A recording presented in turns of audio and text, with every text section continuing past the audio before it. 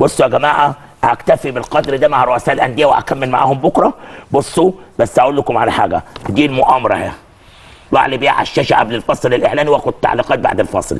بص اهو اهو، دي المؤامره دي ايه؟ بيقولوا للناس اللي انتوا سامعينه، وبص عاملين ايه؟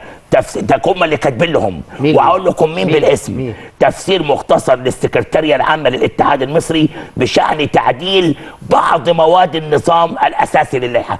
ده بيتوزع حاليا وبيقوده مجموعه اعلن عنها بالاسم في حينه. قال لك يهدف التعديل الى تلاقي بطلان انعقاد الجمعيه العموميه، واذا انعقدت بشكلها الحالي بدات احداث قسم جديد تحت مسمى القسم الثاني الف. السنه اللي فاتت بعتوا جواب تعمله للمحترفين والاستاذ جمال علام رفض. بص يا باشا، وادي الورقه اهو، كاتبين لهم يكتبوا دي، يعني هو على الهوا دي انفراد، ده تسريب، ده باعتينه للانديه اكتب جواب زي ده. وبعد كده ايه كاتب له ايه؟ بص يا استاذ كريم والنبي اقرا انت، محافظه تكتب محافظتك وتسيبها فاضيه، ومديريه الشؤون بتاعتك، واسم النادي قدامه فاضي اكتب نادي. يعني. وبعد كده يعمل توجه، وكاتب له الطلب اكتب زيه، وبعد كده في الاخر امضي واختم. امضي يا شوال شقلب واقلب. هل ينفع والنبي في الجمهوريه الجديده؟ هل لا لا لا لا، هل ينفع هذا التهريج؟ لا لا، ده تهريج واضح. واضح ان هي موجهه لخدمه مصالح شخصيه، والهدف الاساسي هو تغيير بند ال8 سنين. مش هي لا هي خدمه مصلحه الكره المصريه ولا خدمه. يا جماعه انا دقيت ناقوس الخطل وابطلت انا وزمايلي واصدقائي ورؤساء الانديه المؤامره الاولى. المؤامره الثانيه بتدمر الكره المصريه. ده الناس تجرأت بقى، ما حدش مالي عينها، عاملين اهو المشروع اهو، وبعت يلا جوابات. لما راحوا الانديه بعتوا لهم ان احنا عايزين نغير مسابقه وده حقكم كمجلس اداره ولجنه مسابقات، وراحوا دخلوا بعض. واول حاجه ايه؟ تغيير بند ال8 سنوات. طب ازاي؟ بس السؤال ازاي يبقى فيه يعني فتره الريبه اللي هو مقبل على انتخابات تعمل جميع عموميه عشان تغير كل عشان كده انا قلت لمحمد بشري فيها، قلت لمحمد بشري الكلام ده يا باشا اظهروا عينا حمراء من اجل الكره المصريه. صح. كفايه اللي بيتقال عليكم كرؤساء انديه، كلامكم على الهوا غير كلامكم في الغرف المغلقه. يعني فلسفه قانون الرياضه 2017 جاءت ان بتدي الحق للجمعيات العموميه ان تختار يا منتصر. انت اتعمل وعملنا يجي قبل الانتخابات نروح ننصب نفسنا. يا باشا احنا قعدنا 20 سنه من عمرنا نحارب على بند ال8 سنوات لتمكين الشباب. عايز تلغيه تاني دلوقتي؟ اتحاد الكره بالذات يعني. يا باشا ده انا شفت ناس من اول ما فهمت الكوره لقيتهم في اماكنهم.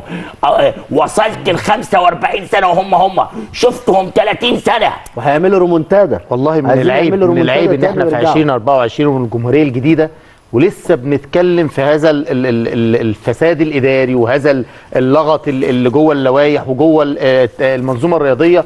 المفروض بقى ان الاوان ان الموضوع ده يعني يحسم وكل حاجه تتحط في نصابها الطبيعي، ونشتغل بسيستم ونشتغل باحترافيه ونشتغل بالنهج اللي حتى البلد كلها ماشيه عليه. ان انت بتعمل كوادر، بتطلع كوادر جديده، بتحط كل الناس. انا عايز بصوا على تنسيقيه شباب الاحزاب طبعا، وتمكين واخواتي الصغيرين نواب المحافظين ومساعدين الوزراء.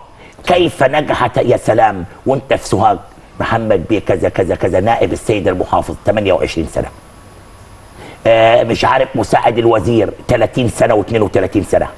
هنرجع تاني يا جماعه. يا جماعه الواحد ده بيصبغوا 6 مرات في الاسبوع، واليوم اللي فاضل الجمعه ما بيطلعوش. وهتكرمهم على مجمل فشلهم. يعني اللي عايز يغير اللائحه ده ما بيشوفش. ده الفينش يعني ده الفينش بقى. لا ما بيلعبش، انا هو اللي مسكون انت.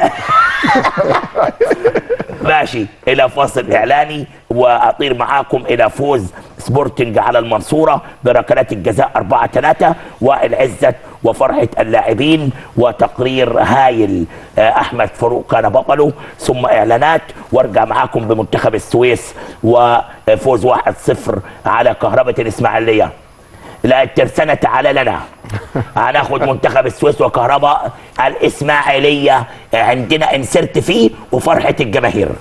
ماشي، هناخد فرحه الجماهير ونرجع نواصل الحوار. والله على شكل المسابقه. ما انا ليك تعليق طبعا. اقسم بالله الى ان اترك هذه المهنه لن يلعب خفافيش ظلام في حق هذا البلد تاني. مش قضيتك لوحدك، يا بصوا قضيتنا انتوا كلنا. اصحابنا وحبايبنا، ولكن مش هنجيب حد نكرمه على مجمل فشله. تواروا خجلا بقى، عيب. عيب والله. عرفتونا.